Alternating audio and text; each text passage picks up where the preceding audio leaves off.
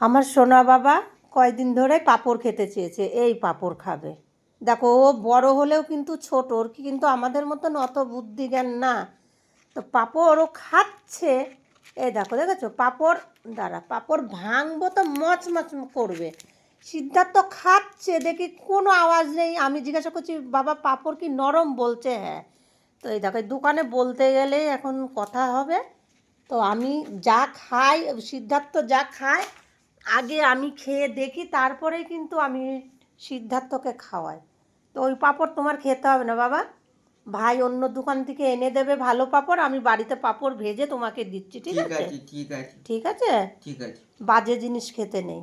এই যে এখন পাঁপড় ভাজবো, এই যে আমি সব সময় আগে নিজে খেয়ে দেখবো, তারপরে আমার ছেলেকে দেবো। ওরকম বলে ওকে খারাপ জিনিস খেতে দেবো কখনোই না। ওই পাশে যাও, আমি ভাজা ছাড়ো তুমি। দাঁড়াও পারবা, দাঁড়াও পারবা, পারি, পারো? হ্যাঁ হ্যাঁ,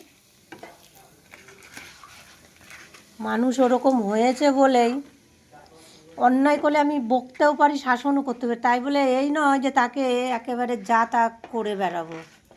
এই যে পাঁপড় ভাজা হয়ে গেছে, আমার সোনা বাবাকে দেবো। পাঁপড় ফেলে দিয়েছি, না এবার খাওয়া তো দেখি আওয়াজ হয় কি না, তাই দেখি বাবা।